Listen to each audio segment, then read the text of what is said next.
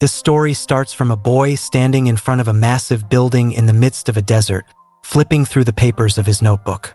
Two Zomgans come out from the building. They grin seeing a human child in front of their building. It is their lucky day. They come to him and ask if he came for the human they captured earlier. They call him brave and delicious. They are so happy because they are going to have a feast as they will eat 2 humans in a day, and that they are sure Mr. Craven will be delighted too. Hearing the name Craven, the small boy beheaded the 2 Zomgans in a flash with his bare hand. At the top floor of the building, the scenario starts from a gang of Zomgans celebrating because they are going to have a feast in a while as they've captured a human. Their food has finally arrived after starving for so long. The human is scared seeing countless human skulls lying around him. Suddenly, the small boy appears, holding something. The Zomgans are surprised to see a young human on the top floor despite having Zomgan guards at the entrance gate. The small boy then tosses 2 heads to them. The leader of the Zomgans shakes up. The boy asks them, showing a cute doodle of Craven, if he is here. The leader fumes up seeing such audacity. The boy innocently says that he's heard he will be here. The leader asks the boy if the captured human is his friend. He denies as he had never seen that human man before. The leader asks, being furious, then why he's unalived his guards. The boy replies that they were annoying him. This enrages the leader, but he remains collected and orders a Zomgan, Jeff, to get rid of the boy. Jeff asks the leader about the menu. The leader says it is hotel food, so cut the boy into chunks. Jeff rushes towards him and swings his huge butcher knife around the boy and cuts him into pieces. But to everyone's surprise, the boy regenerates, sticking the body pieces together quickly. He says that he cannot unlive him with that. Then he kicks Jeff off of the building, saying not to mess with him. The leader and the captured human both are taken aback by the boy's strange ability. The leader orders all of the Zomgans to catch the boy. He shouts that he cannot deceive them twice with his trickeries. He says how dare he come to the Zomgan territory and mess with his seasoned subordinates. He shouts, "Avenge for Jeff." The Zomgans are rushing towards the boy. The boy shoves his hand on the floor and bones pop up from the floor. The boy picks up a bone and hits a Zomgan's face. The whole head gets splattered away as a result. The leader is sweating seeing the boy this strong. The boy targets another Zomgan that is running towards him. He goes behind the Zomgan in a flash and splits him in half using the bone. He throws away the worn-out bone. He then shoves his hand inside his tummy and brings out a part of his intestine. He swings it around a Zomgan, smashing his head in the process. Then he smashes his entire body with it and the limbs splatter around. His intestine is worn out now, so he throws it away. The Zomgans around him are afraid of him now. He again shoves his hand inside his ribs, then throws his broken ribs at some Zomgans like knives. These go through their heads. He once again shoves his hand inside the chest to bring out the artery along with the heart and throws it at 3 other Zomgans. They go flying. The big open wound in his chest closes up in seconds. Then he gathers up some fluid-like substance in his fingertips which forms into a brain. The Zomgans shake seeing such a bizarre phenomenon.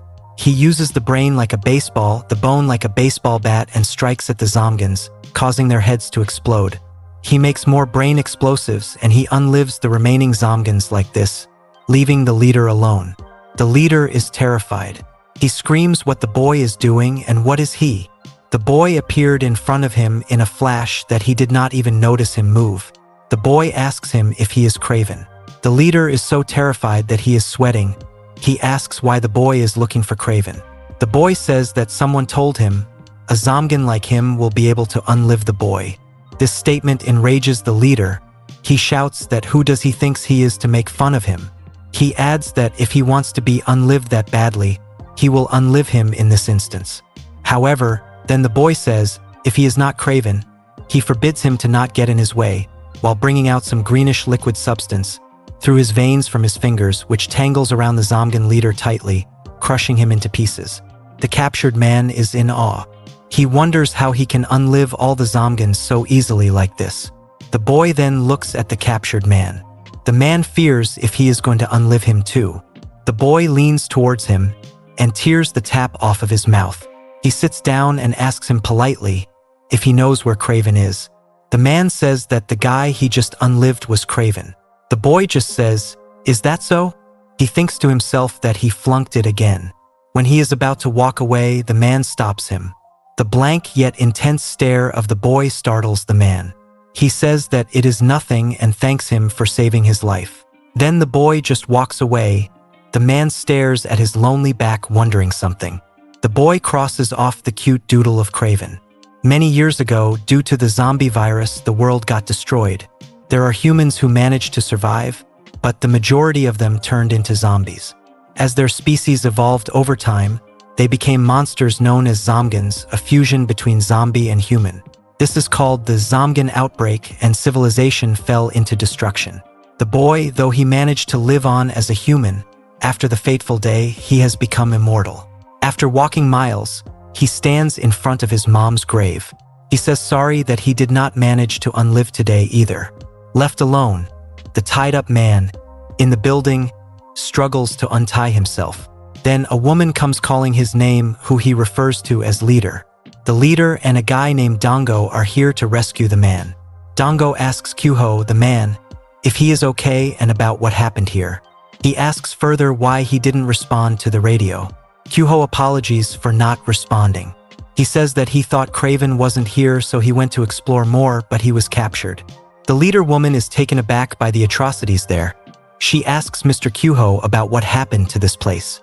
He says that a student came here. The woman is surprised to think a young kid would come here and unlive all these Zomgans here all by himself. Kyuho says it is indeed hard to believe, but it's true. He says that for some reason he showed up all of a sudden and wiped everyone out.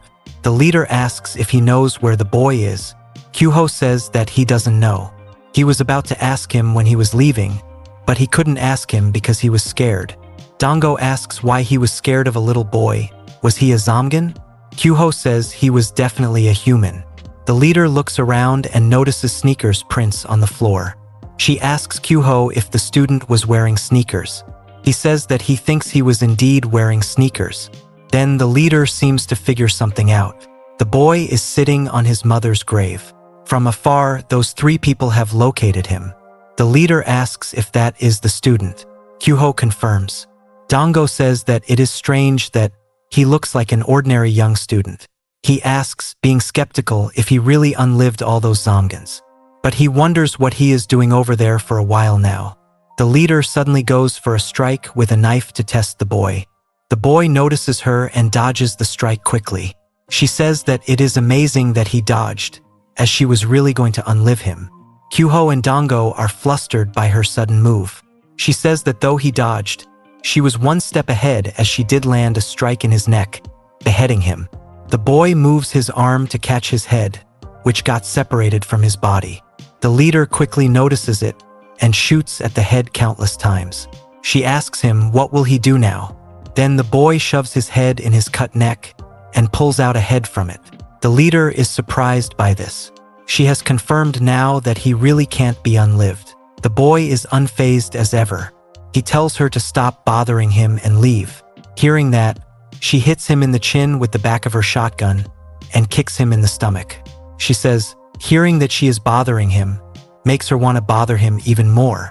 The boy goes flying, the leader moves quickly and goes behind the boy to shoot him from behind. The boy stops and lets out the greenish substance from his fingers to stop the bullets, slightly attacking the leader in the process. The leader is amazed that she has never seen anything like this before. The boy says he is serious about unliving her. She thanks him, taking it as a compliment. The boy says that he really means it. Then the leader notices the greenish substance is spiked up into sharp things, surrounding her back. She thinks to herself he has got her. The boy then says that he doesn't know why she is doing this, but he urges her to leave, and that he doesn't like unliving humans. But she suddenly swings her knife towards his neck but stops. She asks him how long it takes him to resurrect. She further says that the wound in his neck hasn't healed yet. The boy is in confusion as it has never happened to him before. He asks the leader what she has done to him. Then the leader introduces herself that she is the captain of the lethal force. Her name is Lee Kyung. She asks the boy if he would like to be part of the lethal force and that he is a valuable talent, addressing him as an immortal boy. Kyuho and Dango are embarrassed by the cringe nickname. Lee Kyung says that he won't be just joining them, he will be compensated for it too. She says she has heard from Kyuho that he wanted to unlive, so she tells him she will make that wish come true. The boy is flustered by the sudden offer. She tells him that they have a capable scientist who will know how to make it happen. The boy asks her how. She answers, who knows? Shouldn't he ask the scientist about that himself? She says, while pointing the knife at him, this knife was created by that scientist. Judging from his reaction, she says, she is certain that this is the first time something like this has happened to him. She tells him that it is a pretty tempting offer. The boy asks her if she really can make it happen. Lee Kyung asks about his name. He replies, it is Omairi. Then she tells him not to worry, and that he is going to mop up Zomgans with them. They will reclaim the lost lands, and the day when the human society is rebuilt, she assures him that she will unlive him. Until then, she hopes that they can get along. Mairi tells her to promise him. She says, of course. Mairi's eyes light up with hope that he is able to finally be unlive one day. He agrees to join the lethal force on this condition. Lee Kyung, in the walkie-talkie with Garam, asks when she is coming to get them. She says she will be right there with her sloppy driving. Kyuho wonders if Garam has a driving license. She is here to get them. She manages to stop the car somehow. She apologizes thinking she came late. Lee Kyung says no and thanks her for her hard work. She tells Mairi to come along. Garam asks about Mairi. Lee Kyung says he is a new recruit and he will be working under Garam. Garam is excited and happy that she is finally getting a junior. She excitedly forwards her hand to greet formally, but Mairi ignores her. Garam positively assumes that he is just shy. Inside the car, Lee Kyung tells Mairi that he will be sent to the Jinhe expedition, and Jinhe is occupied with Red Dan. Mairi doesn't seem to know what that is. Lee Kyung says that it looks like Mairi was away from the world for quite some time. That's why he doesn't know about the Red Dan. Red Dan is one of the few groups that conquered many cities, and Lethal Force's primary goal is to eliminate Red Dan. To do that, they need to locate their boss. Dongo says that that's why they were going to investigate Craven's territory. Kyuho says that Craven was also a member of Red Dan. Mairi responds to them being unimpressed. They realize he is not interested in them, lol. Lee Kyung further explains that in Jinhe, there is a Paladin of Red Dan. The Paladin must know about the boss's location, if he is an executive. So she wants Mairi to work with Miss Garam on the trail of the boss. She tells everyone to be careful. Craven was just leading a group, but a Paladin leads a city. Lee Kyung says that it would be best if they all went there together, but they have to research other places too. They have arrived in Jinhe, which is Chongwon. Lee Kyung says it is better to walk from here, as it is a brutal place. She tells Mairi that Miss Garam will fill him in on the details. Garam says awkwardly that he can trust her. Lee Kyung wishes them luck and leaves with others. This is Garam's first mission. She is nervous, but she thinks to herself that, as a senior, she must set an example for her junior. She tells Mairi to follow her. They have arrived there safely now, and now they are entering the city. Garam is very nervous that she takes a moment sitting behind a car, as it is a city of different species. She opens a guidebook. It is not an ordinary city. It's a city where animal-type Zomgans also exist. Garam is concerned that they don't know when and from where they will appear, so they need to be on alert. From afar, Lee Kyung is checking on them through binoculars. Kyuho shows concern to Lee Kyung if they are okay, and it would be better to go with them.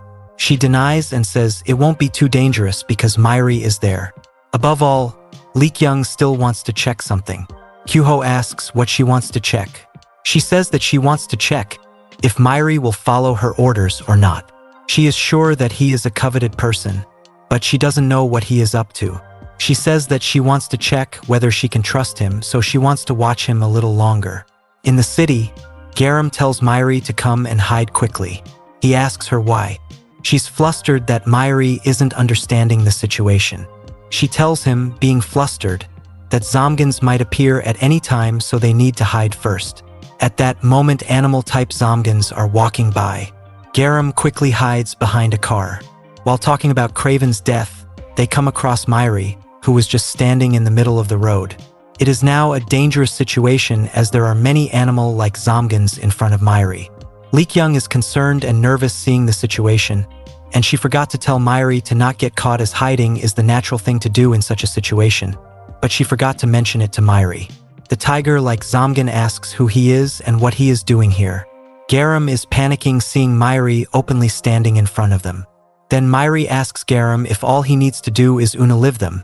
Not even giving her a time to respond, he goes striking at them first. He makes a huge brain explosive using his greenish substance and throws it at the Zomgans from above. It creates tremor around the area, causing cars, stones, and stuff around to float. Garam is surprised by his ability. She thinks to herself that he has transcendent ability. She thought he was an ordinary person, but she was so wrong about him. She thinks he is way beyond just being powerful. The brain explosive wipes out the Zomgan in the front. Other animal-like Zomgans are flustered seeing that. They question if he really is a human. Myri swings his greenish substance and cuts them in half. Then he throws another brain explosive. He is causing a massive destruction in the city. The three people from far away see all the destruction in awe. Hyuho asks Leekyung what is happening there. Leekyung says that it is incredible, and she didn't expect that it would turn out like this. The other animal-like Zomgans, who were inside the building and were nearby, come to check what is going on. They see Zomgans are running towards their direction, telling them to run away. The unaware Zomgans ask what he means. Myri catches up to them. He shoves his hand in the ground and brings out boulders from the ground, which attack the Zomgans. Another group of animal-like Zomgan comes towards Garam's direction. She is concerned that if they come in her direction, she has to fight too, as it is difficult for her to handle such situations. She brings out a boxing book that activates her ability. Her ability, Thunder Collapse, lets her copy any book she reads. She copies boxing techniques in the book and defeats the Zomgans in a flash. Myri takes down each of the Zomgans in his way using his superhuman strength and returns back to Garam's location. Garam scolds Myri if he is planning to destroy the whole city. He is attracting all the Zomgans like this. Ignoring her, Myri walks towards a Zomgan which is shivering and crying in fear. He asks about the Zomgan, what's wrong with him and why he can't speak. Garam says that is because he is a lower-class Zomgan. It reminds him of his mother who couldn't evolve into a Zomgan. Pitting him, Myri tells the petrified Zomgan to go away. The Zomgan runs away. Confused, Garam asks Myri why he let him go. However, before getting a chance to answer, another batch of Zomgans appear. Garam is tired from fighting. She urges them to stop appearing. Sun has set down. They have defeated all the Zomgans that have appeared so far. Myri asks which of the unalived Zomgans is the Paladin. Pentang, Garam says she thinks the Paladin is probably unalived, but for real though, she thinks to herself that the Paladin should come out by now, and if this isn't enough to provoke him, she still considers the possibility of Paladin being dead among the Zomgans, as they've unalived without any discrimination. She is too tired to care now, and says that they need to hide for now. Myri asks her why they need to hide. To this she asks what if more Zomgans appear again. Then Myri says that they will just unalive them again, and he confirms that there is no Paladin among them. Garam tells him that they are here to investigate, and they did not come here to unalive them all. Myri argues that they can unlive them and investigate at the same time. Garam is frustrated. She tells him, being angry, that he might be powerful and fight all day, but she cannot. Myri isn't scared of unliving as he is too strong, but Garam says she is not powerful like him, so she can be unlived if things go wrong. Not understanding her point, Myri further asks her what is wrong with unliving, and that it doesn't matter whether they unlive or not. All they need to do is complete the mission. Garam feels speechless by his response with zero empathy. Garam is taken aback. She asks if he is being serious about not caring whether he lives or unlives. He says yes, that he doesn't care. Being mad, Garam tells him that the reason they are doing this is to save lives. No matter how important a mission is, it is never more important than someone's life. She is trying to clarify that he should not act recklessly. Myri comes close to her. Being annoyed, he says that he is not being reckless. At that moment, a strong Zomgan appears. Garam realizes, seeing the blades clung all over his body and the lion mask on the back, that this Zamgan is the Paladin. Garam has no energy to fight, so she is scared. There are more strong Zamgans standing behind the Paladin. She doubts about winning if they fight now against a Paladin and a group of Zamgans. The Paladin was away to his unlived brother Craven. Then a Zamgan from the earlier chapter, Jeff, recognizes Mier. He informs the Paladin about the boy standing in front of him, that he is the one who has unalived Craven. The Paladin is doubtful as the boy is tiny. He says that after unliving Craven, he unlived all of his comrades. It enrages the Paladin. He mentions a rumor among humans about an ability that is called transcendence, which he didn't believe to be true until now. He says that he doesn't care why Myri unlived them, but he has touched his family, so he needs to unlive. Seeing the situation from a distance, Lee Kyung says that this is not what she expected and that they need to go there. She orders the two to come with her. Myri proceeds to fight, but Garam stops him, saying, "That is a Red Dance executive." She tells him to not think of doing anything reckless and to run with her. No matter how powerful he is, he could unlive. To this, Myri tells her that he hopes to unlive. The Paladin rushes towards him, shouting, he will cut Myri into pieces and eat him. Myri moves in a flash and goes behind him, unaliving all the Zamgans there except the Paladin. The Paladin shouts how dare he unalive his family in front of him. He moves around Myri with his sharp blades to cut him into pieces. Myri thinks of what Garam told him, that no matter how powerful he is, he could unlive. Then he gets cut into pieces. The Paladin lets his guard down, thinking he unalived Myri, but, to his surprise, Myri strikes at him. The Paladin feels Myri's intimidating power when he says that he had expected it. He did not unlive. The Paladin gets overwhelmed. He steps back, he is shaking in fear. He doesn't understand why he felt such fear. Myri is walking towards him. Garam doesn't understand what is happening in front of her. The Paladin moves around him in circles. He shouts that he is just a human, he can't match his speed. His fast movements create a tornado surrounding Myri. He says he will regret touching his family, he will not let him go. Creating the tornado, the Paladin runs, believing he cannot win against Myri. He feels the need to call the boss and the other executives, but Myri comes out of the tornado and strikes him from behind. But the family word he mentioned lingers into him. He remembers that he also used to have a family. He remembers beautiful memories with his mom, who turned into a zombie later. And he unalived her with his own hand because he was scared seeing his mom like that. But he realized after unaliving her that the monster-like creature was his mom. He has unalived his one and only family. With his greenish substance that he brings out from his hand, he explodes the Paladin in the mid-air.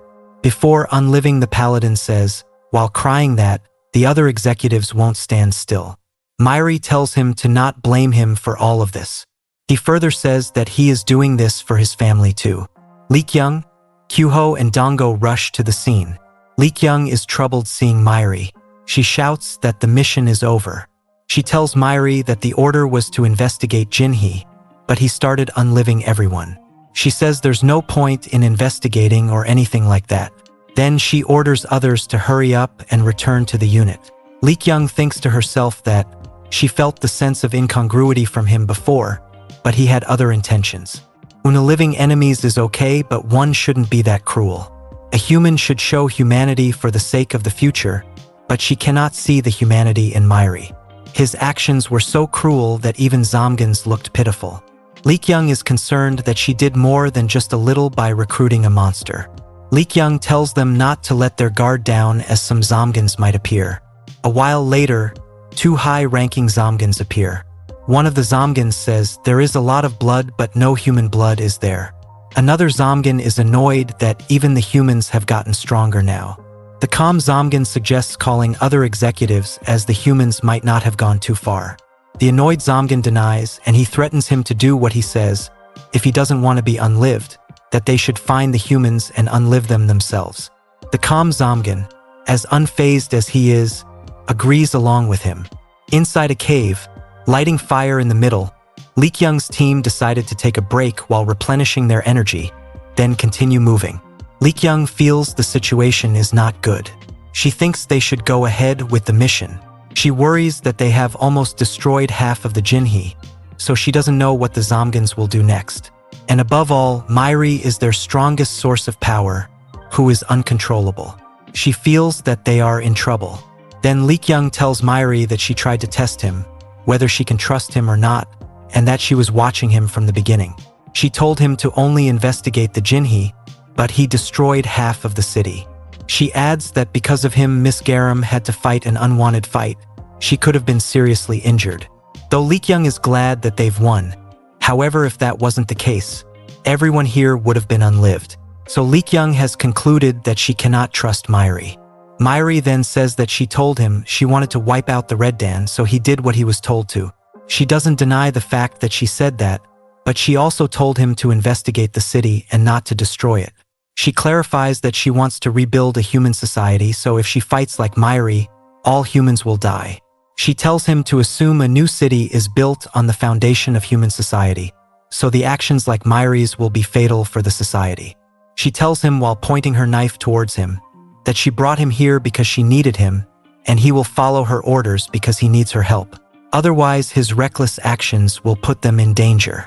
Lee Kyung then tells him that if he wants to unlive, then to do what she says. Other three are looking at them in troubled expressions. Without arguing, Myri agrees to follow her. Lee Kyung thinks to herself that this should be okay now.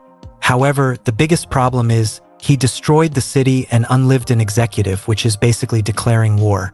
She is sure that the other executives will be on the way. The two strong Zomgans running towards the cave where the humans are in. The calm Zomgan says that he can smell the humans from the cave. The annoyed Zomgan rushes in the front of the cave and shouts that they will pay for what they did. But there is no human inside but the lit-up fire.